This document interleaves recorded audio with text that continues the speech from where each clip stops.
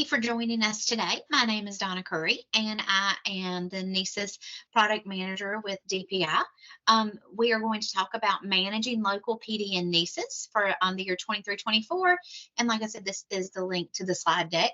Your microphones are turned off and your cameras are turned off, but at the end, we will allow you to unmute. If you have any questions, you are allowed to type any questions that you have at any time during the session during the chat, and I will try to keep an eye on that. So we're going to go ahead and get started. I hope everybody can hear me. If somebody can maybe give me a thumbs up or type in the chat that you can hear me, and we will go ahead and get started. Thank you so much, Andrea. So we're going to go ahead and get started with that. And I would, like I said, try to include the chat every time I see someone else join in. So I was going to say, I know that Cammie and Jennifer normally join me today. I'm not certain if they are in here today. I do see a Jennifer. I'm not certain if it's the same one because their last name didn't come in. But we are your contacts that you can reach out to for NCEES questions. So if you have questions about how to use the system, that would be me. If you can't get into the system, if you have questions about policy or like using the rubric with effective feedback and things of that nature, Jennifer Bass would be your person to go to about that. And Cammie, who was NCEES product manager prior to me for several years, she is still a resource that I lean on heavily. So if I have questions, I do reach out to Cammie for support. Janice, I see that your hand is raised. You're welcome to type any questions that you have in the chat, and I'll be happy to help you with that. I did put the link to the presentation in the chat, so you are welcome to click there if you would like. So the purpose of this session is we are going to cover in depth how to manage your local PD office in NCEES.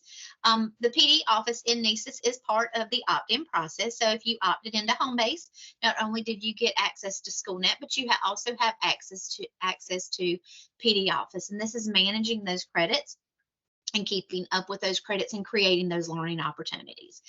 In addition to that, we are going to talk about, with managing those learning opportunities, we're going to talk about how we can manage this with the mobile app, maybe take attendance with that. We're also going to look at PD playlist and transfer credit manager. We're going to hit on those last two very briefly because we will offer another session for those in February, but we are going to kind of give you like a little sneak peek of what's to come for that. But this is if your school is using the NCEES PD office to manage those learning opportunities. If your school is not using those and you don't have access to this, you're welcome to learn and take this back to your district, and we'll be happy to set up a time with them to share more about this. But let's talk about what we're going to be learning with our digital learning plan today. So we try to tie our sessions to those. So we're going to be, this focuses on human capacity, and we're going to make sure that all staff have continuous access to quality professional learning that's utilized and access on a regular basis for continuous growth. And the NCEES PD office is just a really great resource for that. I will turn off my camera because sometimes when I start talking, it does slow down my bandwidth, but go ahead and keep going.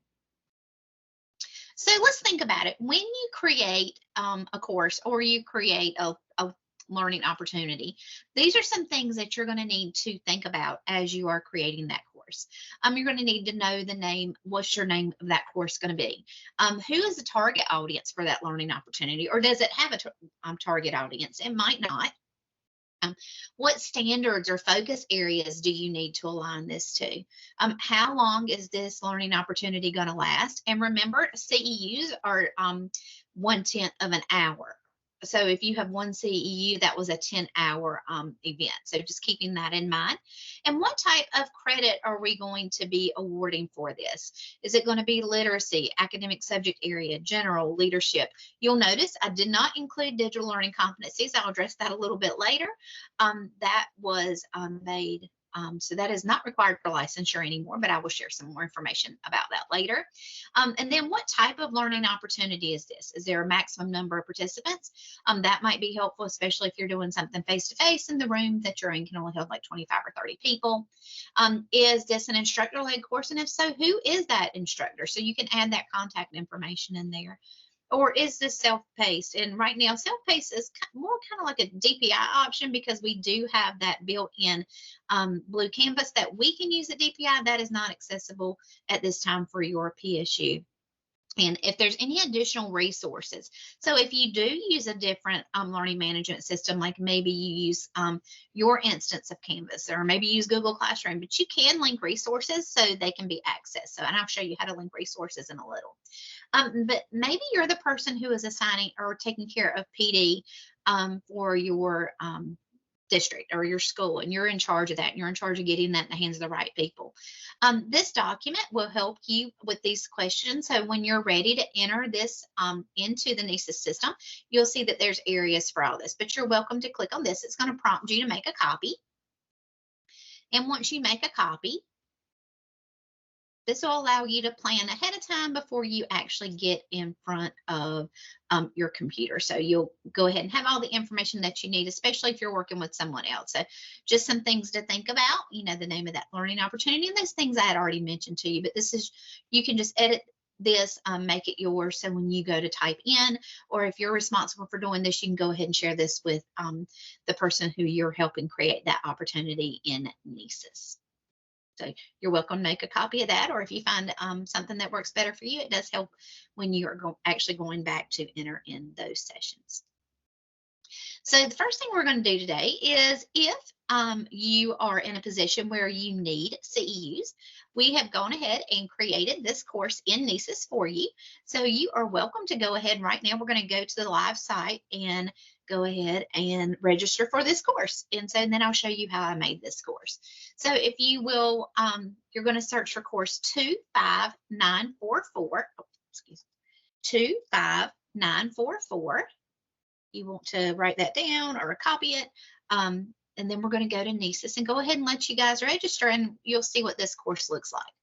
So if you need CEUs, or if that's something you do want to go ahead and register for this course, we can go ahead and do that. And then you'll actually see this course as soon as the session's over today. I'll go ahead and make sure you have credit for that. So if you want to, go ahead and log in to NCEES Cloud. Once you log into NCEES Cloud, you're going to need to log into NCEES. I'll give everybody just a little while to get there. So NCEES Cloud and then NCEES. Once you are in NCEES, we're going to register for that course, and all courses are found under the Professional Development tab. So we're going to click on Professional Development. And you'll see here that you have the options. If you automatically know the course, you can just search for it. We've done some other PDs before where it talks to you about searching by standard and searching by focus areas. I'm going to show you today how those things were tagged, but hopefully everybody's had a chance to get in. So the course that we're going to look for is 25944. So once again, if you're following along, you can go ahead and do that now. And I'm going to search. When this pops up, and this course is only going to be here for today, so people who watch this later, they will have the opportunity to get credit for this by a certificate at the end. But if you notice here that once you get into NCEES, you can see, okay, this was an instructor-led course. You can see that I've done a quick description. So the trainings on this hands-on webinar is going to show us how we can create all types of learning opportunities and touch on the attendance, mobile app, PD playlist, and transfer credit manager. I see that someone just came, so I'm going to put the link to the chat again in the copy link. Excuse me, make sure I have it. So the link to the presentation is in the chat, and we are actually registering for this course in NCEES. So you can see here that this course could be general or leadership. You can see here that I have linked this to some ISTE standards. Maybe that's a focus you have at your school, so you could link it that way. You can also, so that is some information that you can see. If you have access to recommend this to other learners, like teachers in your school, you can click the recommend button and you can recommend that for someone else. But I'm going to click on the title, because that's going to show me some additional information. Like I said before, this course is, webinar is over today, you're going to know how to create this. So you can see as additional information. You can see the same information we saw on the screen before. Then you're going to see we also have 3 tabs. We have course details, section, and resources. So under course details, you can see that this is in the Office of Digital Teaching and Learning. You can see that this is a non-Moodle course. You can see that this is 0.15 general credits, which is what I put here. However, remember I said it could be another option. That would be something you could work with someone in your district or your PSU to change that, because it did say in the title that it could be leadership as well. So you could talk with them about it.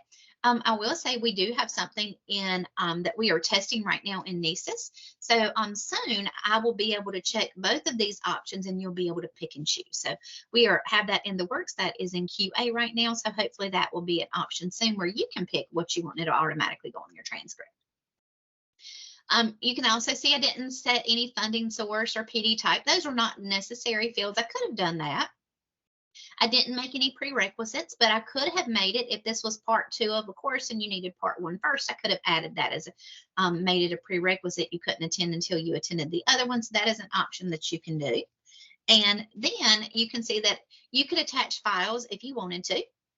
So there's just a picture here, but you could attach anything that you wanted. And then you can see that this is not archived. If you are managing your PD office and you have courses from many years back, you can archive those to make those go away. And then you can see where this is available. The only reason you can see this is because I did share this with North Carolina instead of, so that's going to be statewide. You would not have the option to share with North Carolina, but you could share it with your school or your certain schools, or you could even share it with your PSU. You can require demographics. I did not require any for this session. And you can see that there are some resources that are available. I can't see those yet because I haven't actually clicked on the class to start it. You can also see that this is tagged as some focus areas. So while digital literacy or digital learning competencies are not required for licensure for North Carolina, it might still be a good focus because I know that we have a lot of people who've been working on those. So you can still make that a focus area. And you can tag that with the focus area. And then you can link this to any standards that you like.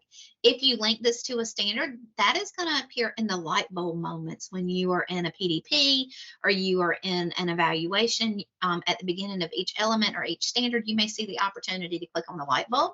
And that's because somebody tagged it to these standards. So you can see that that would appear. In addition to the course details, you can see that section has additional details. You can see that it has a title. You can see the date. So it's today from the 3:30 to 5 o'clock.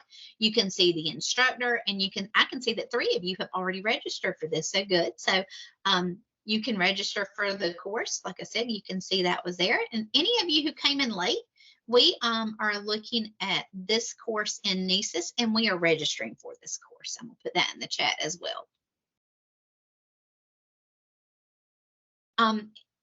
From this screen, I can register. You can also see that there are some resources here. These are grayed out. I can't click on those because I have not registered for that course. Once I register for the course, I'll be able to click on these resources. So if you had another learning management system, maybe you house your PD or your trainings in Google Classroom, or you house yours in your blue canvas, your red canvas, you could link those resources to those courses here. It could be a book. There's different resources.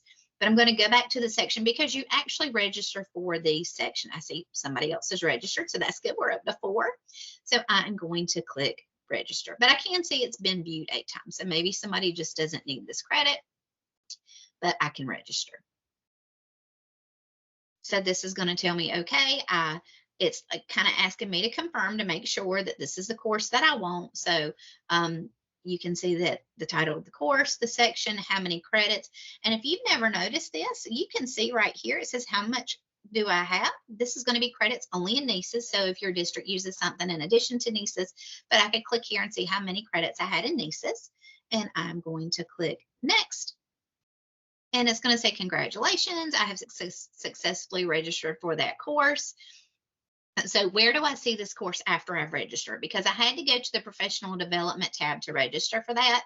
But afterwards, it's going to be in my courses. And you can see here that it is in your courses. It is active.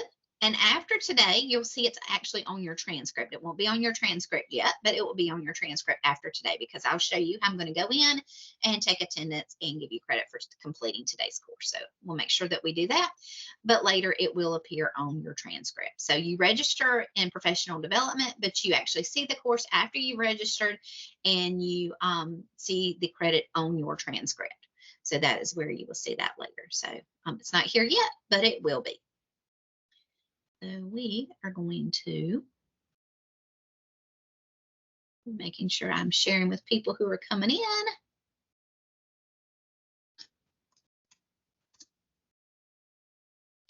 So if you're just coming in now, I have shared the link to the presentation again. And then if you would like to go ahead to NCEES and register for this course, you can do that. So how did I make that course? So how was that course made?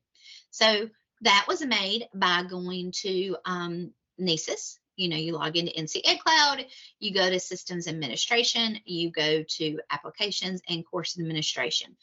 So when you're talking about events in NCEES, they are called learning opportunities. So those courses are called learning opportunities because it might not be just a course. It could be you had a speaker come and talk to your school, or you went to an event. And so it could be multiple things, not just where you are sitting in a course.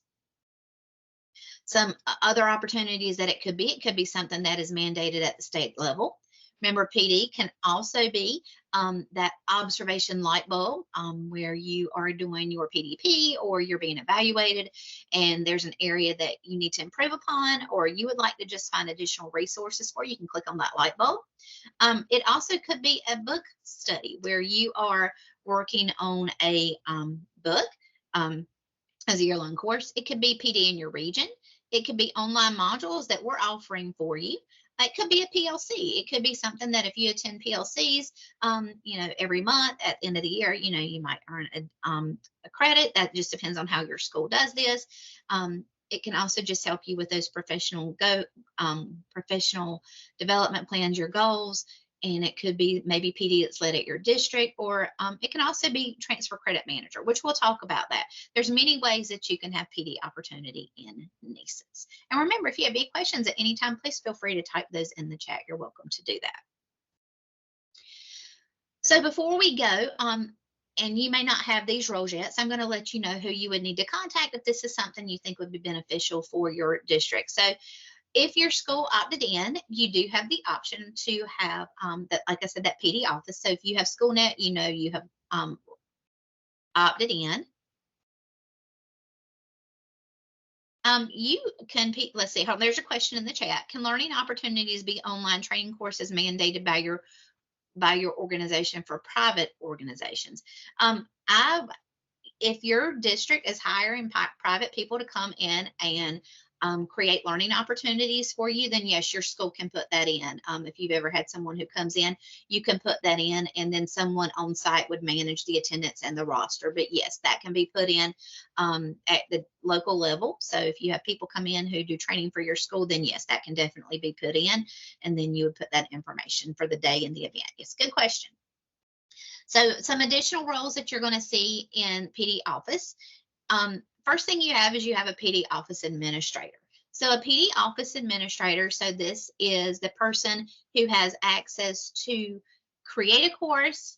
They can manage the course, but they do not need any approval. So they put in the course, they do not have an approver to help them with that. So nobody approves after them. So this will be someone in your office, maybe someone in human resources, somebody who is in your professional learning department, but they are managing that training or whatever you do, and they know who the contact people are.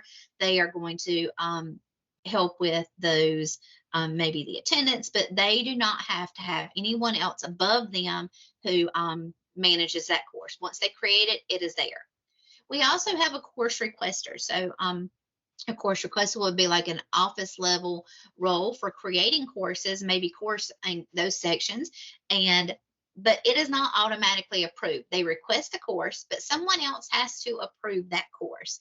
So it's kind of like a checks and balances. So somebody requests the course, somebody else needs to approve the course. So, and normally your course requester is someone that's trusted, that knows about PD, that understands CEUs and what's needed by each maybe department or each demographic, but they know what is needed. So you would, if you have a course requester, then you also need to have a final approver. Now, the final approver is not approving anything that the PD office administrator did. Remember, they don't need anyone after them. But if you have a course requester, you must also have to have a final approver. Now, the PD office administrator can also be a final approver. You can give them additional roles. So the person, you can have, your main person who creates learning opportunities for your PSU, but then you have someone else who creates, but they're also going to approve that. So you can have multiple roles in NCEES. You can be in the PD office, you can be the office administrator, you can be the final approver. If you're office administrator, you don't need to be a course requester because yours are automatically approved. But if you have just a course requester, someone has to have the role of final approver. So they're going to give credit for that role for that learning opportunity to make sure that it appears. So you actually have to assign these roles in NCEES, and we would help you with that if you need help with your PD office. So just being aware of what those roles are. So when you are creating those learning opportunities, remember you're going to go to system administration, course administration, and then create that learning opportunity. We do have help guides, and if you've never explored the help guides on the NCEES page, we do have help guides here that you can look at, that you can go to, but they are also linked on the help guides page in NCEES. But these are specific to today's webinar, so we went ahead and make sure that we did link those here for you. So if you need to create a learning opportunity, you can do that, and then this is going to just be help with created PD courses. So this is just some additional information to help you with that. Creating those opportunities. So I keep telling you where to go. So this is what it looks like once you get in there, and we will go to the site in just a minute. I know not everyone in here has the option to have a PD office because maybe you don't have those roles. And I did try to set up training accounts for you today, and the training accounts would let you get to a point, and then they would give you an error message. So I did message back and forth with PowerSchool for a couple hours today to try to get those training accounts set up for you, but unfortunately they are not active today. Hopefully they will be active soon. So if after today you need access to a training account so you can practice this, just make sure you message me, and as soon as those accounts are set up, I will share that with you. But if you have these rights, and you can see this, now everybody might not see that based on your roles in NCEES, but to access this, you do go to system administration, then you go to course administration, and then you create new learning opportunity. And we're going to talk today about that instructor-led course. You can do self-paced learning opportunities, but someone still has to go in and manage that, and someone still has to go in and approve those credits. And there's not a spot to add an instructor really for an instructor-led, for a self-paced learning opportunity. So instructor-led is probably the way you're going to want to go. There are different parts to the instructor-led courses and self-paced learning opportunities. You have the, you create the CEU shell, you have the settings, and then you create the section. And that's for that instructor-led course, that's going to allow you to add, like I said, that instructor for someone who is going to check over the course and someone who is going to award credit at the end. Because right now in your PSUs, you don't have the option to have a syncing system that will grade the credits and automatically award those. Once you do start in the course, and like I said, we will go see this on the live site, but I just want to make sure everybody has these screenshots they can refer back to. When you create your instructor-led course, you are going to see that you have from this drop-down menu the option to edit, and you'll see that you are going to be able to edit. You'll have the option to get the sections and locations, and if it's required, recommended, restricted, you can align those focus area, align those standards. You can even email everyone that's in the course, or you can delete the course, or you can copy the course from year to year if it's a similar format. When you're in the section, you have the option to edit that section, manage. You can view what they would see. You can also view the roster, And you can copy the registration link. So you can email and say, hey, I need you to register for this course. And you can go ahead and just share that link with them. Or you can cancel that section or copy or delete. If you're in a self-paced learning opportunity that we're not going to focus on today, but just to show you the very similar options that you have. Once again, those the locations, the requirements, if it's recommended, restricted, the focus area, standards, you can email, and then you can also view that roster and the registration link. So it's going to email, this email is in the course. So I think you can also email in the section, but we'll look at that in just a minute. So I had somebody who asked that question. So we'll look at that when you're emailing. And I see someone just joined, so make sure they have that presentation link. So these are some features that you're going to see as you are creating that course. When you are in NCEES, like I said, there's the NCEES Help Guides tab, but NCEES also has its own help built in. Before you log into the option to make the course, you'll see that you do have that little question mark in the corner. And from that question mark, there is a professional learning drop down.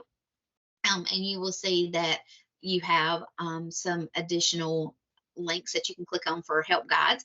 Just be aware that PowerSchool is a product that is used across the country. So there may occasionally be some things that you do not see in our instance of NCEES. Just be aware of that we do try to keep our help guides updated on the help guides tab. And the help guides tab page are those that are specific to North Carolina. Also, when you are in the course and you're actually creating the course, there is the question mark in the upper right-hand corner. And when you click on that question mark, it's just going to expand and remind you what each of these parts are. Like the course number, that's a unique identifier for that course that you can search quickly. The course title is going to be displayed.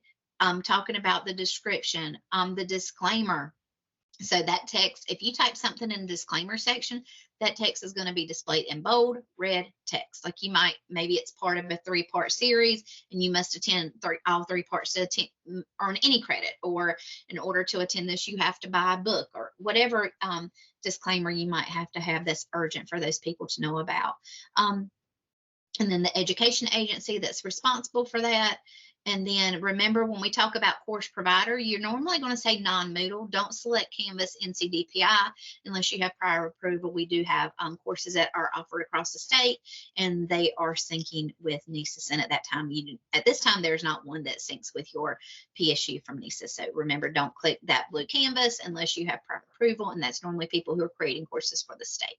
So just, if you don't know what anything's about, you do have the option to click on that little question mark, and that will give you more.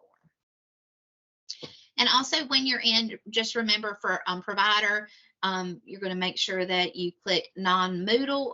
There are a few people who are using Moodle.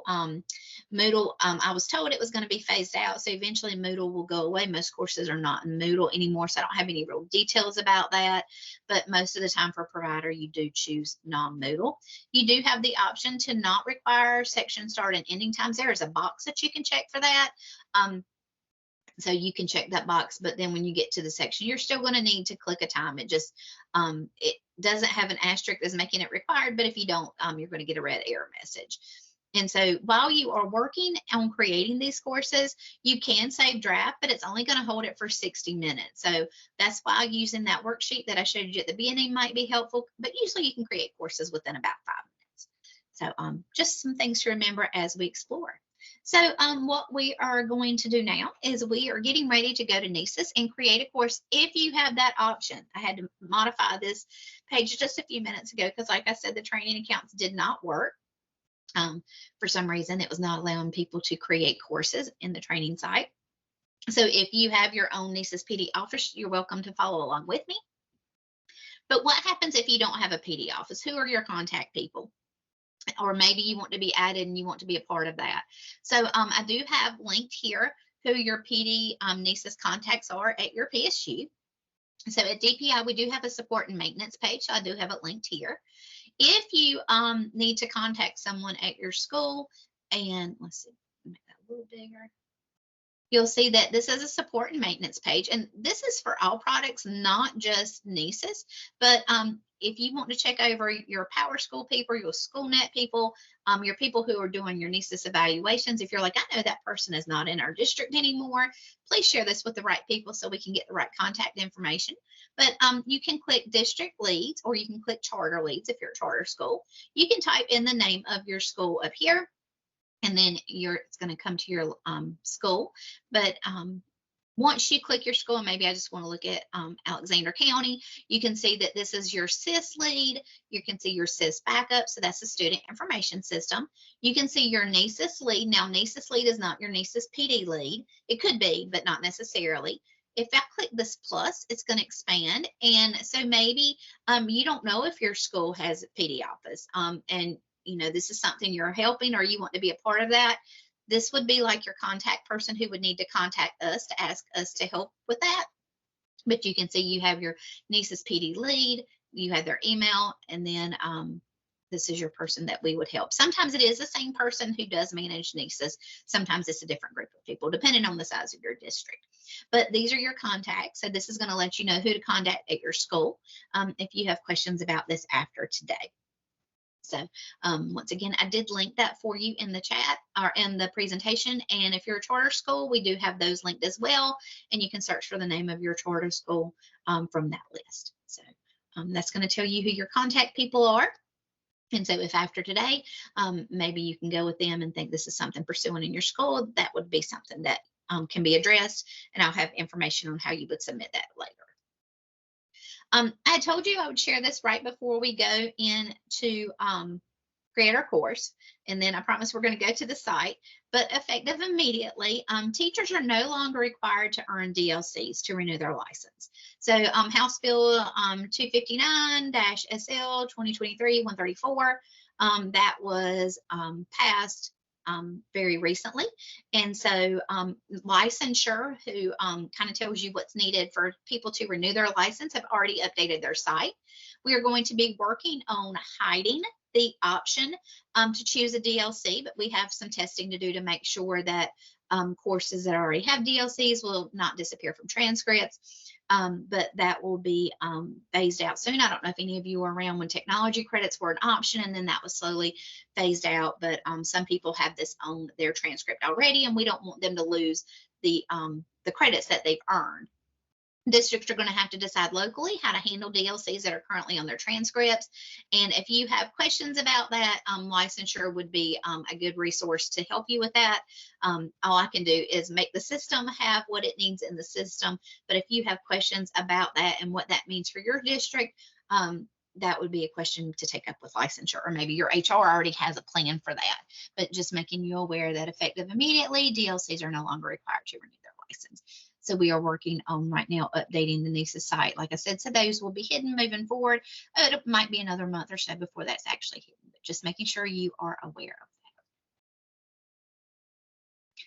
that. So we are going to go to that create an instructor-led course. And anytime you see an asterisk, that's going to denote that that field is required. So just be aware as we're doing that. So let me go ahead and go to our live site. So I am in NCEES, and like I said, you may not have these right, so if you don't, you'll just have to follow along, and as soon as those training accounts work, if you let me know, I'll share that with you. I'm going to go to System Administration. I probably see a lot more than you do, but you are just going to go to Course Administration. It's under the application system, application section. So from System Administration to Course Administration. Once again, you're not going to see quite as much as I do. I'm actually going to, give me 1 second, I'm going to go to a user account so it's not so confusing when you look. Okay, so this is probably what you're going to see when you're in here. So once again, System Administration, under Applications, you're going to see Course Administration. So I'm going to click on Course Administration. From Course Administration, you're going to see that this opens a new tab. I'm on the home screen already. If you are someone in your district and there are certificates that can be earned on your transcript, sometimes you may have someone who says, is that a valid certificate? You can just type in that certificate number, and yes, you can see that certificate. You can manage learning opportunities that you have created, so you can manage the ones that are already made. You can create new learning opportunities, which is what we are getting ready to do right now. So from create a learning opportunity, as I had said today, we're going to focus on the instructor-led course. So once again, I went to system administration, to course administration, to create new learning opportunity, and then instructor-led course. So these are those fields that we just saw as we were looking at the course that you had already registered for. So hopefully most of you had a chance to register for that course. If you didn't at the end, make sure I help you do that. So we can go ahead and create the course. It's not going to be shared unless you create a location for that, but we can go ahead and work on creating that course. So you may just want to say test course, or if you are familiar with doing PD for your district, you're welcome to do that. I'm just going to say the test, and then I'm just going to give it my initials. Remember, anything with an asterisk is required. So this is going to be my test description, and you would add anything that you need to.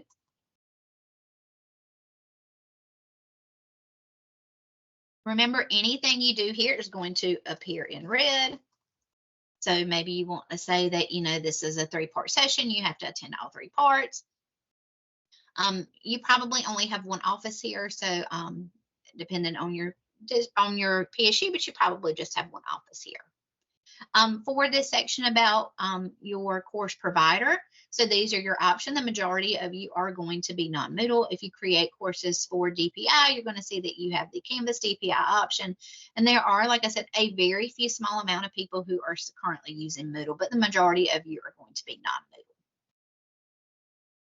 non-Moodle. Credit types. So this is where you're going to enter your credit types. And remember that it takes 10 hours to equal 1 CEU. So a lot of times this might just be like a 0.2, a 0.5, or remember, if it's 1, that is 10 hours. So just making aware that you know the conversion between hours to CEUs.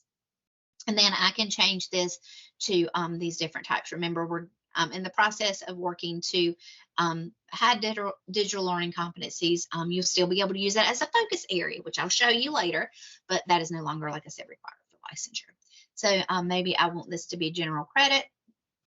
If you have a funding source, and maybe you need to keep up with that documentation. So I know sometimes with federal funds, you have to keep up. You can always keep up with that fund, and you can add that information later on, but you can keep up with if there's a funding source. If you want to say this is a face-to-face event registration, it's an online module, you know, you can add anything you'd like. So maybe this is a face-to-face learning opportunity. Maybe you have someone, I know the question was, maybe you do have a private organization coming to your school. So this would be a face-to-face event. You're welcome to put here that this is 2 hours. And then any prerequisites that you have. So maybe this is a part 2. Maybe you have a cohort at your school and you can't do part 2 until you've done part 1.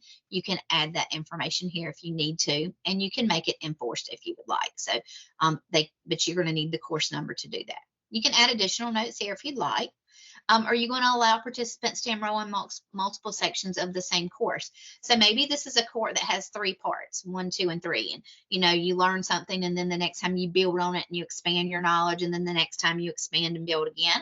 Or maybe it's the exact same course, but it's just offered 3 different times. So if, do you want them to be allowed to enroll in multiple sections of the course? So thinking of what your learning opportunity is. And do you want them to do a course survey? Now, these course surveys are built in NCEES. They are very generic. Most of the time, people have their own platform that they use to collect data about their information. You can't, but most people who do this, they will do an instructor-led course survey. And you can make that required, and this will not appear on someone's transcript until they have actually done that survey. Like I said, that most people use other means for their surveys. Maybe they have Google Doc or Google Forms or some other type of document for their survey information. So we find this is used less and less because it is a very basic survey, and it's not specific to the information taught. Remember, I mentioned to you about the start and end time. You can check this box, and that kind of makes it available at any time. If you have any files you would like to attach, you can do that here. And then at this point, I have filled in what's necessary. I've talked about that, but I'm going to create that instructor-led course. Okay, so after I have created that instructor-led course, you're going to see I have some additional settings on the right. You're going to also see that I have the option to create a new section at the bottom. So let's go ahead and look at these things on the right. So this is not going to be published until you set a location. So you might want to skip that one for now because you probably don't want this published right now.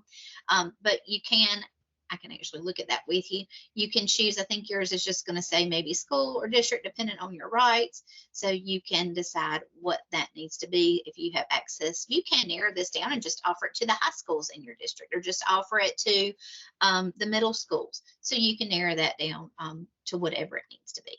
Once you find your schools, you're going to add those schools, and you can do that. But I'm not going to do that right now, so I'm going to just click done. Because I don't want to set any locations right now because I'm going to delete this course. You can also require demographics for that course. So as you look at your demographics, you can say, okay, I want to look at my instructional staff. So think of your people in your school and maybe those demographics that you have. You do have to enable it first. I click the checkbox and click enable.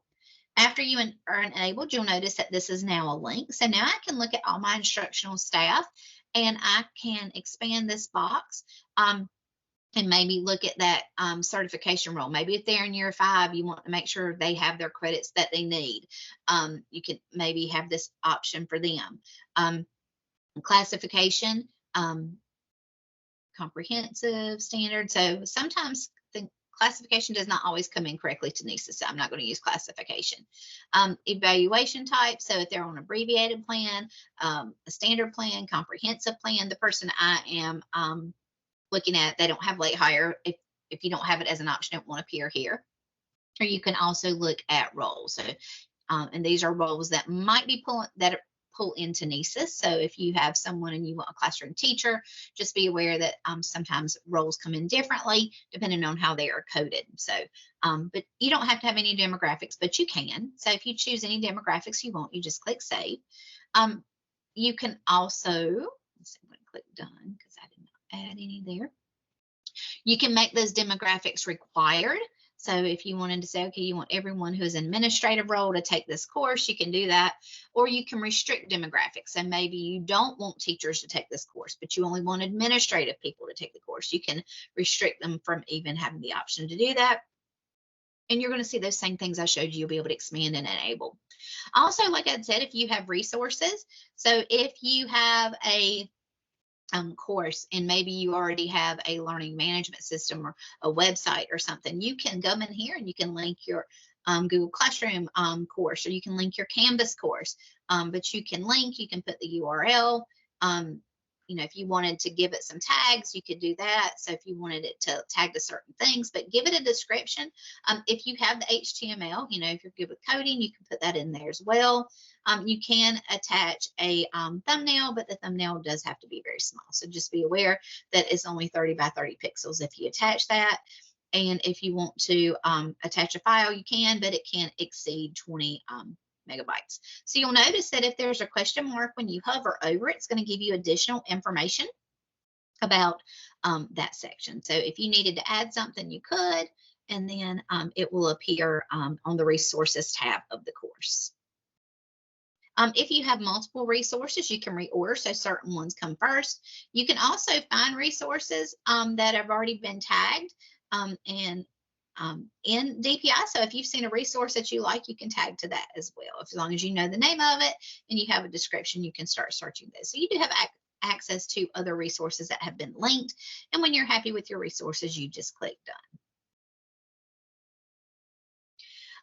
Focus areas. This is where you can tag these areas. And if your school is still focusing on digital learning competencies and they see that as important for their teachers to still have those. So even after they might not be an option that you can click for a CEU, you can see that we do have digital learning competencies listed here. So you can still tag a course with those digital learning competencies, so that will appear when they are searching for courses, but it will just be a different credit type. But you can still tag those digital learning competencies as a focus area. Make sure you do scroll down to the bottom and click save. And then if you're creating a course and you want to align it to standards.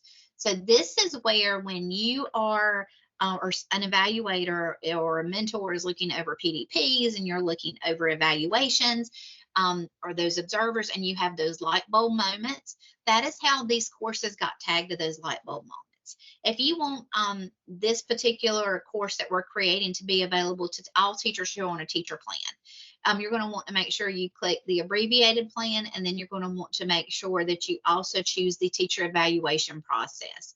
I'm going to click that one. And the reason we do that is because the abbreviated plan is shorter and it is on a different rubric because it doesn't have as many standards that it's addressing. So maybe I just want this to appear here. Maybe I want to appear here. And it's going to appear in those places when those observations are happening or when those conversations. I can align it to those elements, and then you can see that it has been aligned. You can remove those if you need to, and now I can go look at the teacher plan, go, and I can add some additional features. Make sure you align to elements so you can see that it was aligned to both the abbreviated plan and then the teacher evaluation. You can look at these other plans as well. So any of these observations that are done in NCEES, you can tag this learning opportunity so it does appear in that light bulb when they are going through those observations. Like I said, if you never noticed the light bulb moment, it is at the beginning of each element or each standard, and it has a light bulb and you can click it. And it got there because someone tagged it to a course. So if you want to start tagging those for your personal, your courses within your own PD office, you can do that. Okay, so I'm going to click done. So we have looked at all of these opportunities. We say we still have this in red, but we are not finished.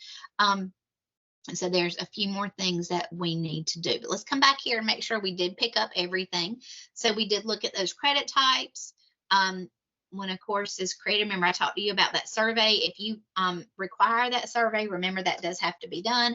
But sometimes those surveys are not specific. They're very generic and might not give you the data that you need. This is just a reminder of how you do get to those courses. And now we're going to go to sections. So at the very bottom, some of you may have noticed it just a few minutes ago, we do have the option to add a new section. So we are going to add a section. And these are some information that you're going to need when you do that section, like what's the start time or start date, the end date, the start time, the end time. Are you ready to release that section now? Do you want to choose when you want to release it later? So we're going to go look at that. So at the bottom, once again, this is dealing with the shell of the course, but now I'm going to go to that section. So anything, again, with an asterisk is required. So I'm going to call this Test DSC. This is going to be section 1. If this is at a location, you're going to want to make sure you put that address so they know where to go. Give them address, give them city, state, zip. That is not required because some courses, like this one, you don't have to go anywhere. It is a webinar. But if you have that information, if people have to travel, I would definitely put that in. Put as much information as you can. You can put a contact person in here. So your contact person might be, since that question was asked about a private organization. So this is where you can put that private organization. They're not in NCEES, but yet they're still supporting you with this course so that people have contact information for them. So you can put this information, you can give their contact information, you can give their email. Once again, not required, but that is an option. And you can add people here who are not in NCEES. This is not an instructor that is in NCEES, and I'll show you how we add that in just a few minutes. You do have to decide how many participants you would like. So if this is a face-to-face, keep in mind the size of your space. If this is a webinar, you may want to put like 1,000 people or something like that. After those people are full, do you want to allow a wait list? So you can enable that. And what that means is if you have 51 people sign up and 2 people drop out, then the next person on the wait list who was in order of when they signed up will automatically be enrolled in that course. And you decide how many people you would like to be on the wait list. So maybe I'm only going to allow 10 because I don't want too many people to get their hopes up. So think about, it doesn't make sense to have a wait list as big as a course, because you're not going to have, 50 people to quit, and then people are kind of waiting. Is there a chance they can get in? You do have to have the start and end date. So deciding, I know we're doing this today, that you can put whatever you would like there. And then when do you want people to register? Do you want them to only register the day of? Do you want to give them time to watch after? I know that I might give you till tomorrow to make sure everybody registers. Maybe somebody had trouble logging into NCEES today, and just make sure they have that opportunity. But when is the last day that someone can register for the course? And if you have a wait list, what's the last day of that wait list? So that might be, you wouldn't want that to go past the registration. You can also go ahead and choose your start and end times. And so maybe this starts at 8, this ends at 9. Can't remember now how many CEUs I have for this course. And this is probably going to, and it can be 8 and 9, 3 different days. If you want that follow-up survey, remember you can put this here. And then if you want to follow up, kind of a reminder with that, and then you can actually deactivate that survey. Thank you. It was 2 hours long, so I'm going to go ahead and change that to 10. And then you're going to either release the section now if you're ready to go ahead and share it. But remember, even if you release it now, since I don't have a location, nobody can find it. Or you can say, okay, I don't want anybody to register until the day it starts, so you can release it at a later time. So just be aware that those are your options. And you see, I can't add instructors yet because instructors are going to be somewhere else. So that's going to be an option for me to add in just a little bit after I finish the section. So you can add additional notes if you would like. While this is going on, you're going to want to make sure you keep this course in progress because it is not finished. And then this section. So now I'm going to create that section. Every time you do something in NCEES, you'll see additional things open up.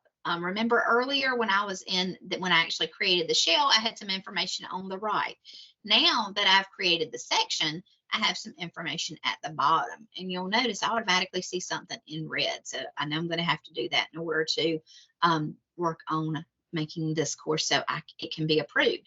First thing you're going to want to do is manage instructors. Now, this is if you have someone who is in NCEES. The only people who appear here are people who are in NCEES. So I'm going to search for my name. You can search for, and you can be an instructor of your own course. You can see my previous districts. I'm going to add me. Make sure you choose the right person if there's multiple people with the same name. Going to add me, and then that's going to have me as an instructor of this course. So as an instructor, I can help manage the roster. I can see who's enrolled, who's not. So it gives you some additional things that you can see if you're an instructor of the course, or if you accidentally added the wrong person, you can click and then you can remove. So I'm going to leave me here as an instructor of the course. Now, remember, if these are your people who are not in NCEES, then they would go on that other page. You can only add people here who are in NCEES. I'm going to click done. I'm going to scroll back down to the bottom. Once again, that is still in red, letting me know I need to do something. So I'm going to manage the class times, and you're going to add class times. You're going to see that what I typed in for that section automatically populates, but you can change it. You can add a new class time. You can add multiple, but it's going to populate with what you put on that screen. So if this is acceptable, you can go ahead and you can save and exit. If you need to change that class time or add an additional class time, this does not have to match up exactly what's on that screen prior to this, but it will kind of help populate that for you. So I'm just going to save and exit because I think 8 to 10 on the 23rd is a good class time for this. Once again, I'm going to scroll down. You'll notice now that that is not in red anymore. Now, view roster. So right now, I don't have anybody who's in the course. So I don't have anyone who's here yet.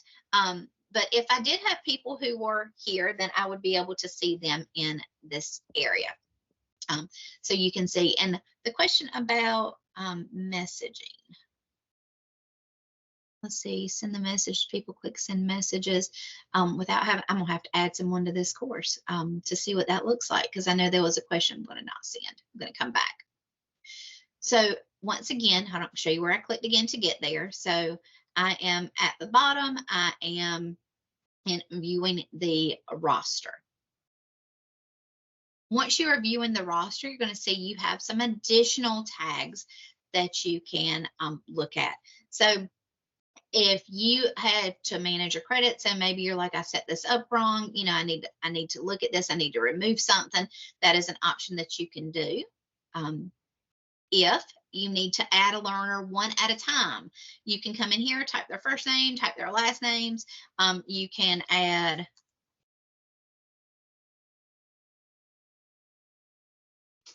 their name. I'm going to search and see if they're in here. I do see Cami in here.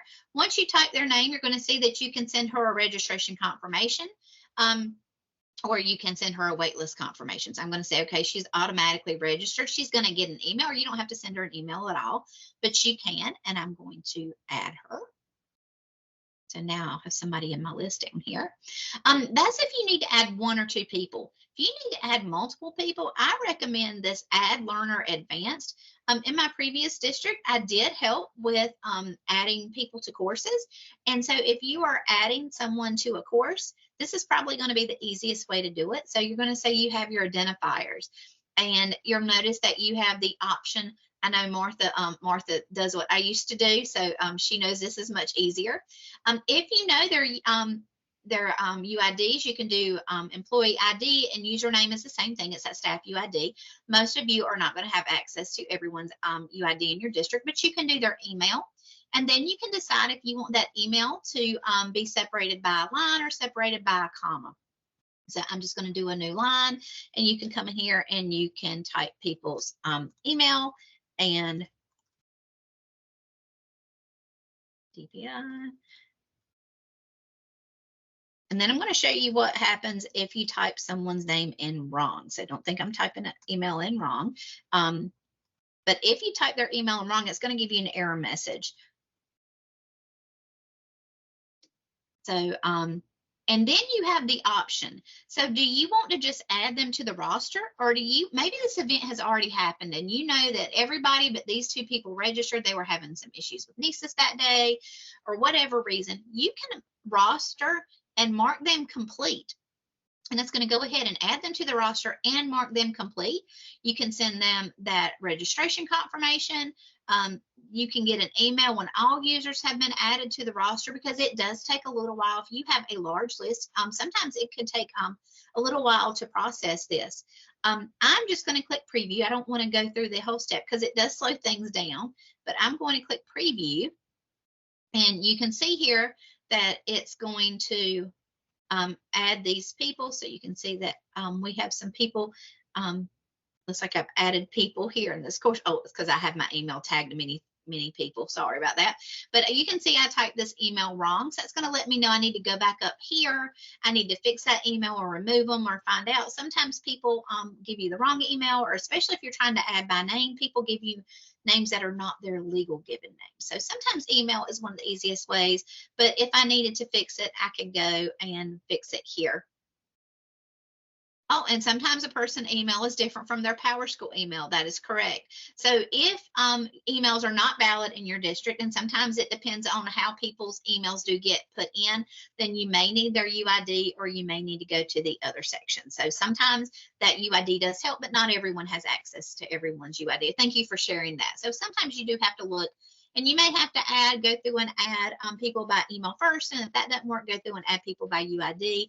And then you may still have 1 or 2 people that you have to go manually add one at a time. So thank you for adding that, Gladys. You're exactly correct. Because sometimes emails in NCEES are not always correct the way they come in. Thank you for adding that. And thank you guys for contributing to the chat. That does help me know what your questions are. So I'm not going to finish adding these people now because I don't want to cancel, because I don't want it to slow down. But you can see, and then you can email all. So you can see here that I can email the person who's in the course.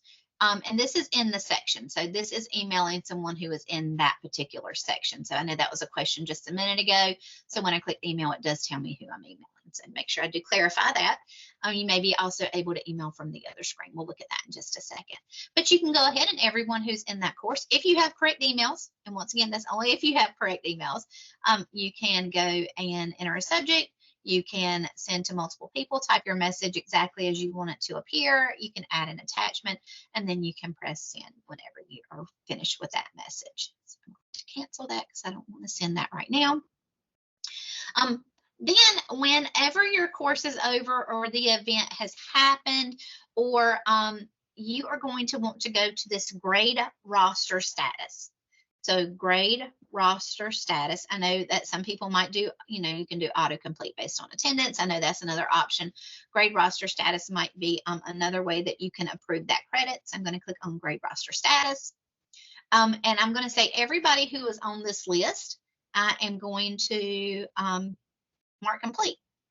And so I can mark complete, and then that's going to give them credit. It's also going to mark them complete, and then I'm done. You can mark everyone complete, and then if you have like 20 people and everybody did what they were supposed to except for one person, you can change all and then come in here and change the one person to something different. So you can do that, and then they're going to have the credits that they need that appear on their transcript. And it will appear after the end date of that course. So you're going to be able to see that. Cancel that. Next thing we're going to talk about is the mobile app. So I do want to show you why I'm here on the attendance page, because there is a mobile app that you can use, and you can, when you click on that sign-in sheet, you can print this code. And if your participants have the mobile app, they can just sign this app, and it's automatically going to sign them in to the course. So I'm going to show you that mobile app, but where I got that from again was, let me show you where I got it. So when you are in the course, because maybe you realize you didn't print a sign-in sheet and it's time for the course to start. So maybe I need to find this course. So I'm going to start over. Maybe it's time of the day for the session. I didn't print a sign-in sheet. So I'm going to go to NCEES. I'm going to go to System Administration, Course Administration. I'm going to type for that course number. So I think I did the course. I might have done the section number. I'll have to search. So you can see I have my course listed. I can open the course, and you can see all of those things that we added before. Once again, I don't have a location yet. Remember, once you add your location, it's searchable. But I'm going to click this drop-down arrow, and I'm going to view roster. And then that's going to get you back all of those things that we were just looking at. So now I can do that sign-in sheet, and it can print one. It's going to print a few extra lines, but if you start using the app in your district, which is an option to help, they can, like I said, scan that with their phone, then you print this, and then they would just scan that QR code, and then they would get credit for this. You can also have those like laying around the room in multiple places. You can pass it around, ask them to scan, and if for some reason they can't scan, you can do that. Issues with the QR codes. No, I did not know that was an issue. So if you test it again before your next event, if you test and it doesn't work with the QR codes, let me know, and I'll make sure that I do put in a request with PowerSchool to see if we can fix that. Nobody else have let me know that. So thank you so much for letting me know, Gladys, that you had the issue with the app. So the app doesn't work, and sometimes, you just have to make do when you are working with sessions. I'm going to show you how to get the link, just like you can always put the links. I'm just going to click done. Once again, I'm back in NCEES.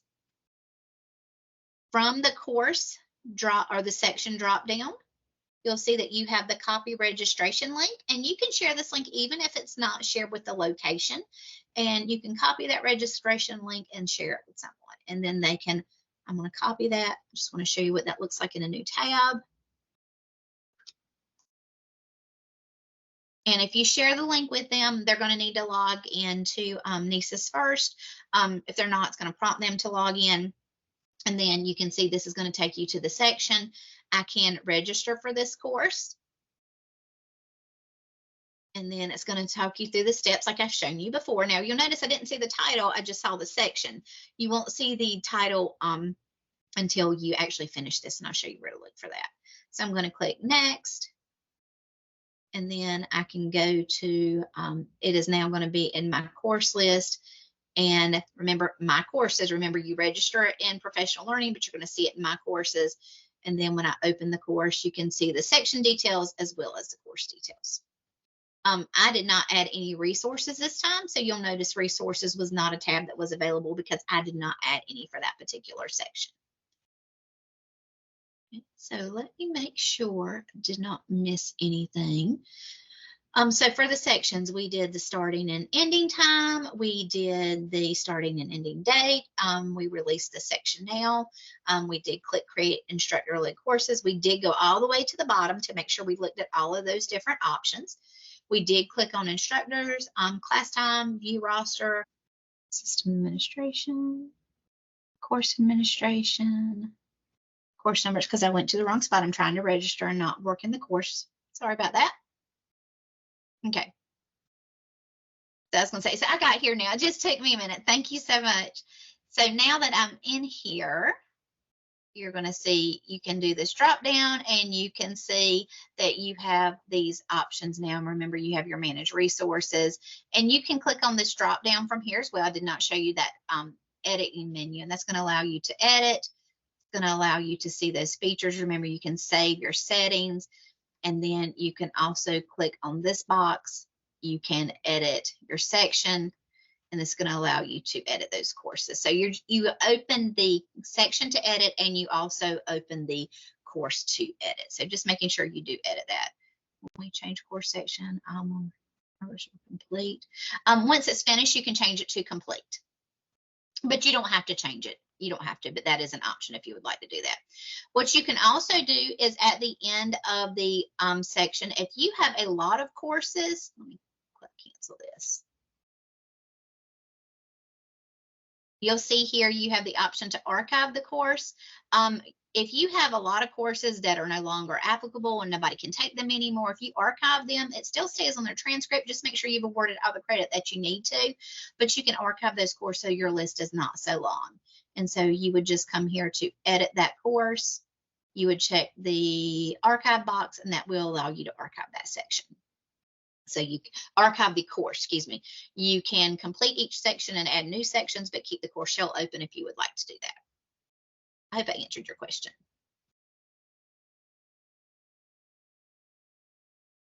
There, where to change completion status by the section. So when you are in the section of the course,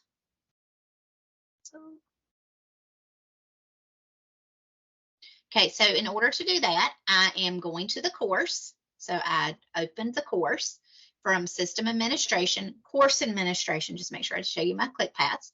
Then I'm going to go down to the section. I'm going to view roster.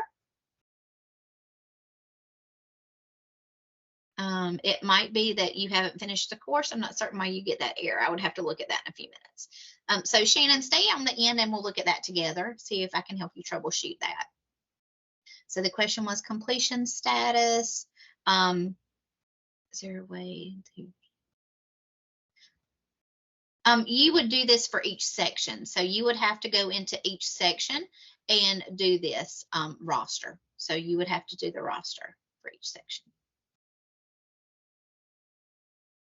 Okay. Okay, so give me 1 second, come back down. Talked about sections. Okay, we talked about the instructors, talked about class times, and then we talked about the settings and just making sure you don't miss any of the settings. Once again, I did not choose, I showed you how to choose locations, but once you choose a location, that will make it searchable in NCEES. You don't ever have to do that. Remember, you can always click that drop down and you can choose that option to share the course registration code with them. And if you do that, they don't have to have a location available. So just making sure that you are deciding, is this something that needs to be offered at the district level? Is this something that just needs to be offered at the school level? Deciding who needs to have access to this course and who can see this course. If you just make this course accessible to your high schools, then when your elementary and middle school people log into NCEES, they won't even see this as an option to sign up for.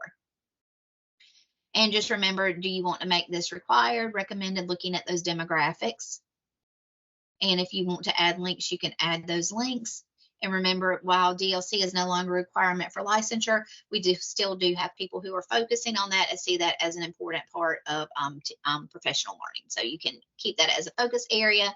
And anytime you do align a standard, that's where it's going to appear for your evaluations in those light bulb moments. So if you want, you want anyone who, maybe they're struggling with a certain element. If anybody struggles with that element, remember you can tag a course, and then they can click on that light bulb and it's going to automatically take them there. Okay, I mentioned the mobile app earlier. And I'm sorry if it's causing issues. Like I said, I was not aware. So I do know that the app has changed. It's a Unified Talent mobile app. It is linked here. Once you do get the app, you do have to type in this code. And this code is not specific to your district. This code is specific to North Carolina. So if you're asked for a registration code, this is the code you're going to need. And you do see this in NCEES. It's on the, when you're in NCEES, if you click on the mobile app tab at the top, it's going to take you to this screen. And then there's some additional mobile app guides that I have linked for you here. So you do have options to have guides, because as an instructor, you can use the mobile app and you could walk around and scan the people's QR code on their device, or you can have your participants scan a QR code like I showed you on that sheet of paper. So there's multiple ways that can be done with that. And I do have the link for those guides linked here. So that is an option that you have. I did talk about the roster settings. I did want to bring this in again, because remember, in order to have the option for that QR code, you do find that right here on the sign in sheet when you are at the roster section of a section. So when you were there at the sign in sheet, and then you do have the option to print with that QR code. We're going to change gears now, and we're not going to talk about this in great detail because we do have a session coming up in February. I just want to share with you, if you're not using Transfer Credit Manager, it's very, very beneficial. And Transfer Credit Manager can be used even if your district has not opted in. So if your district has not opted in, this is an option for you. If you start using Transfer Credit Manager, you may have people who email and say, I put all this stuff in Transfer Credit Manager, no one has approved it. Not all PSUs are using Transfer Credit Manager. So if you have a teacher in your PSU and they are uploading credits and courses that they have taken, if there's no one there to approve them, they just stay there. So this would be something that you would need to have a Transfer Credit Manager or Transfer Credit approver. And on my previous district, I was a Transfer Credit approver. So there is a disclaimer here that does say, and when you log into NCEES and click on Transfer Credit Manager, it'll say, before using this, please verify that your district has a Transfer Credit approver. So just making sure that they do have that person who is looking for this, who gets notified. So I will give a disclaimer here that the Transfer Credit Manager, the manager who does this, has access to the evaluation. So that is why in my previous district, I was not an evaluator, did not have access to evaluations. So if you, that person who is the Transfer Credit Manager for the your PSU, they are someone who can see evaluations. Now, you can have a Transfer Credit approver, and they do not see evaluations. They only see things that are uploaded to Transfer Credit Manager. They just don't get a notification that that has been sent. So there would be some additional instructions that I would have to share. I know in our previous district, for the Transfer Credit approver, we had a Google form where if someone's uploaded something to Transfer Credit Manager, they would email me and say, hey, I submitted this course called this. Will you please go in and see if you can approve it? So we just had a method in our system, our district, so I knew to go in and look for that credit that they had uploaded to Transfer Credit Manager, so I knew to look for that. When you're on Transfer Credit Manager, we do have some people who can do bulk requests. So that is an option that can be done if you're a person who has those rights in your district. So maybe you had someone who came and they, I know we talked earlier about someone who comes from an outside, a private company, and they're coming to do a training. Then if you are responsible for that, you had 10 of your staff members, if you have the rights to upload that bulk credit request, you can upload the information for that one course, add the names of all 10 of those people who may have appeared, and you can do that. In addition to doing your own request, making sure that someone, like I said, they can go to Transfer Credit Manager, submit that request. If there's an error and they deny it, they can resubmit, making any corrections that might need to be made. And staff can also ask for courses or credits that are taken outside of NCEES. So maybe your district allows people who take graduate level classes to get credits for those. And the way this is handled is on a case-by-case basis. It depends on what your PSU allows to happen. And so you may need to look and see, does there need to be prior approval? Does, if it's a math course, does someone in the math department have to, or, you know, who's in your central office who manages the math department, they have to, you know, give approval for that prior to taking any course. And so, yeah, I was going to say approvers would have those DA admin types. So that's why when you are looking at who has that transfer credit manager rights, then that is someone who does see that credit. So you might have to do a workaround if that doesn't need to be someone who has access to those evaluations. So no, these don't have to be instructor led. These are courses that may have been done outside of school, and I'll show you how to create that. So maybe you went somewhere and you got a certificate for attending an event. So maybe you got to go to the Friday Institute, or maybe you got to go to NCAT and you have a certificate for that event. Or maybe your district allows you to get credits for courses that are taken at a college level. So maybe you can take courses at a college level, and when you're finished, you have a certificate of attendance, or you have a diploma, or whatever your district requires for you to prove that that course was taken. I'll show you how you submit that. So when you are in NCEES, you're going to see that you do have the option for Transfer Credit Manager. And you're going to see here that you have your request, and I'm going to create a new credit request. This is what I'm creating for myself. I went, I did this event, or your teacher went, and so I'm going to give this, I'm going to call it test transfer credit manager. These are required, and you can see it pops up here every time it says something. You can give this a description, so you can talk a little bit more detail. So this was a course taken, and, you know, your course number or whatever course it was. You're going to need to make sure you have the date this started, the date this ended, and you would not be submitting anything in here until the event has happened. So you're going to, these dates have already passed. You've already done this. You already have your certificate in hand. You already have your diploma, or you already have that email or whatever stating you were there. So this has already happened. And this is where you're going to say, okay, this was a 5-hour event, and my certificate says that I can get 0.5 general CEUs. You can see you do have the option for academic, general, leadership, literacy, and you can click. Remember, anytime there's something in blue, you can get some additional information about that. You can see we still have technology here, but we say don't use it. We will be working, I'd share with you about that digital learning competency. We're going to be editing that so it says do not use this. Like I said, we just want to make sure everything's in place before we do any switches and do some testing. If it is a requirement for your PSU, maybe they have to attach that, like I said, that certificate, that badge, etc. It's not required, because it depends on what your PSU does require for this, but you can make them attach a file. Or if this is something that any math teacher has to have approval of the math department, they have to have maybe an approval signature, maybe they have to have a letter stating, depends on what your PSU requires for that. So this is something that you would add if required. So when you're checking, it depends on what your district requires. The only thing that's required at our level is anything that has an asterisk. Once you have created this, we're going to submit for credit approval. You can add any additional notes that you need to, and you're going to see that this has been submitted. So this is going to appear in mine. You can see that it's pending. But if I click View Approvers, you're going to see there's no one here to check this. So right now, there's no one there who knows to look for this.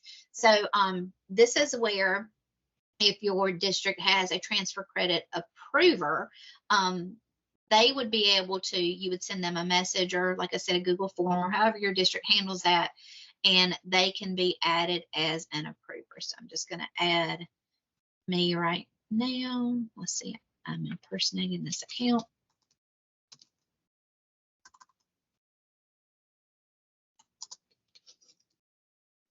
So you can't obviously add yourself. I just have I have super rights in here. So super user rights. I'm just going to add me.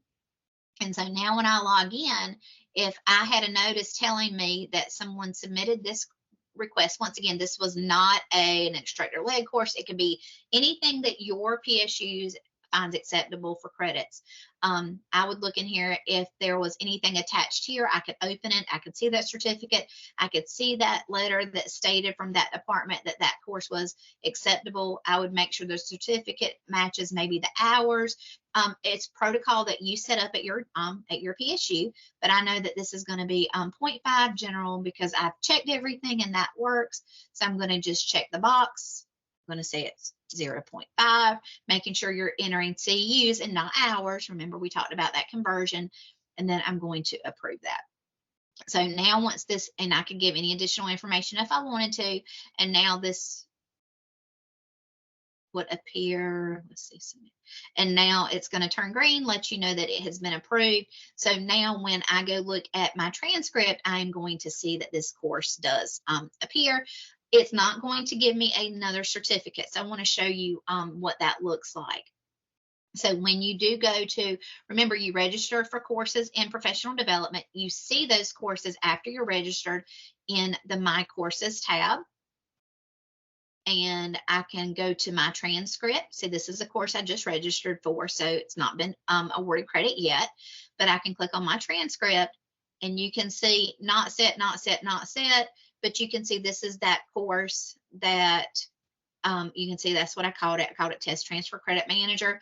The reason you don't get a certificate here is because you already had to have some kind of proof that you did the course. So you won't have another certificate that you can print or look at, but it is now on your transcript. And you will see now that I do have that credit as part of your NCEES transcript.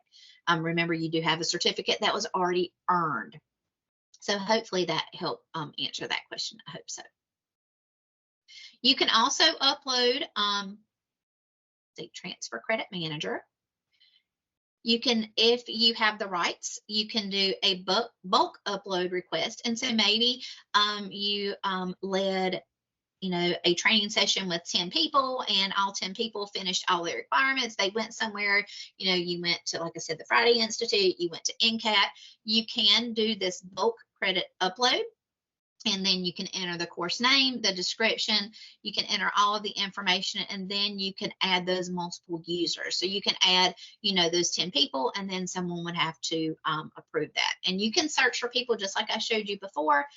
You can search by one name at a time. You can search for UID. You can search for email, but that is another option that you can do. But we're going to go more into detail about Transfer Credit Manager at our February webinar, because I realize I am running out of time.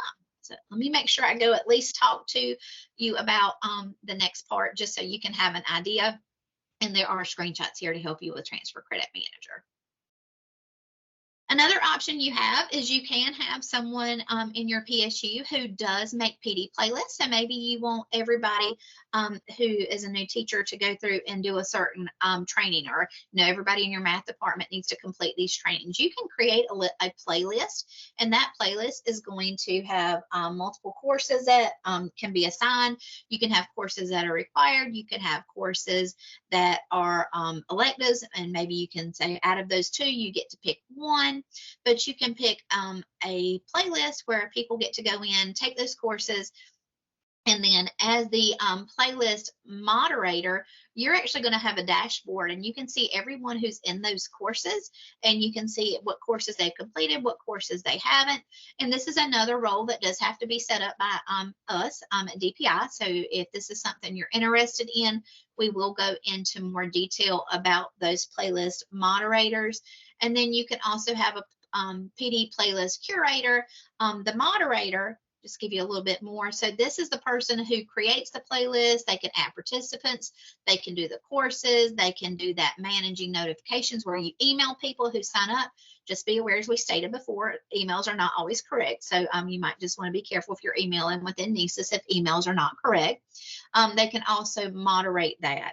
You can also have someone who is added to your PD playlist as a curator. And what the curator does is they just have the ability to add and remove participants. They can't affect your courses. but they are going to make it so you can see those. And then we can also have a role of a PD playlist credit approver, and that role is responsible for reviewing and approving PD playlist, and they can give the final approval for that PD playlist before it becomes visible in the catalog. Once again, we'll go into more details about the PD playlist, but the last person is the PD playlist participant, and that is the person who is actually taking those courses, and that link is shared with them. A lot of times people don't put that in NCEES to register for, they automatically add them on their own, and then they become a participant and they can take those courses. And as you're creating those PD playlists, then you can make sure that you have those courses if they're required, if they're not required, and you know, how they're going to get in. I just want to show you where that is located before we run out of time. So if you are in NCEES, if you have this enabled, and if you don't see this, you know, this is something you'd like to move forward with, especially after our training in February. This can be something that, you know, we can work on adding you as a moderator if that's approved by your contact people within your district. So you'll see that you do have PD playlist. You can see that you do have the option to create that playlist. You would give it a name. You would create. And then there's some information that you're going to put. Remember, anything with an asterisk is required.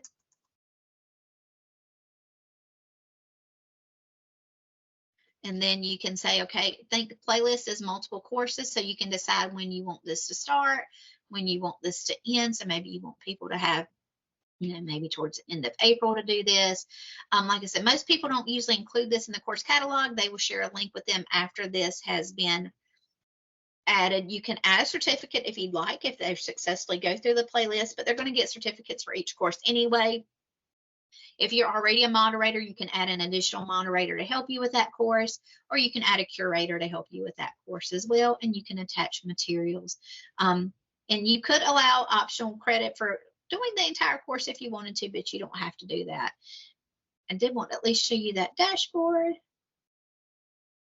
It is not, I was going to say, did I miss a section? You're going to go get your courses, and you would search for your courses. But once again, I'll go into that in more detail at our February webinar, because like I said, we are running out of time. So we will look at that in a little bit more detail later. But just wanted you to kind of show you that if that's something you have people who you want to do a certain training in with a certain order, you can do that. As always, I do like to make sure I share the NCEES resource site with you. So this is going to give all your policy information. It's going to talk about plans for each person, people who might not even be evaluated in NCEES. There's some additional support information there as well. So if you've not had a chance to check out that resource site, I recommend that. If you are managing NCEES resources, you're an admin for your district, or if you become like a PD admin, this resource, NCEES Admin Resource Hub, is going to be a great resource for you. This is found in the blue canvas within NC Cloud, or if you're already logged in, you can just click here and go straight to the course. So from the blue canvas in NC Cloud, click on Home-Based Resources. Then you'll click NCEES Admin Resources, and you're going to see there's modules and hubs for all of these sections. Like I had shared earlier, we do have a webinar that is coming up in February, and it's going to talk a lot more about those PD playlists. I just gave you a small sample of those today and talk more about Transfer Credit Manager. And then we have 2 more webinars for end of the year. One is end of the year for principals, and then one in the end of the year for teachers and staff. So we do have those that are coming up at the end of February as well, because, you know, once you hit March, I know that there's going to be a lot to go through, and this will help you finish up your plans on time. After every webinar, we do upload the recordings to our NCEES YouTube playlist. So if you've not looked at that, the resources are there. And if you, I was going to say, I know that you had already registered for the course in NCEES, and like I said, I will close that course out. But if you'd like to give us additional feedback, this link at the top will give you that feedback, and you do need access to our regions. So I try to make sure I leave that map up there for you, because the feedback form does ask you what region you are in. And I'll come back to that in just a second. So you can see that at the end if you would like to scan that QR code. But our NCEES contacts, I had shared with you already, like if you want to learn more about NCEES PD and who your PD contacts are, remember I linked those earlier in the presentation. If your PD contacts are wrong, or if any of your contacts are wrong for any of our home-based products, email home_base@dpi.nc.gov and let us know what area needs to be corrected. Don't just say add this name. We need to know if it's for NCEES, NCEES PD, PowerSchool, SchoolNet, whatever it needs to be added to. If you ever need to open a ServiceNow ticket, if you're having issues in NCEES, you can open this up. That is a designated person in your district who is designated to do that. And if you don't have someone in your district who does that, then you would call and get set up with that. But you would need your NCID to do that. And these are your, and I spelled that wrong, I'll fix that, your NCDPI contacts. Matthew May is a home-based manager, your product manager. Jennifer Bass is a NCEES coordinator. Cammie, who I see is helping me here, was the old NCEES product manager, who I still depend on heavily. And we have Tom Tomberlin, who is the business owner. And I'm going to come back here. If you would like to go ahead and do the feedback form, you're welcome to do so. I went a minute over, but thank you for joining us. I will go and change this. So if you have questions, you're welcome to hang around to ask those questions. I'll allow you to unmute in just a second. But thank you for joining us today. And hopefully you found something that you find beneficial.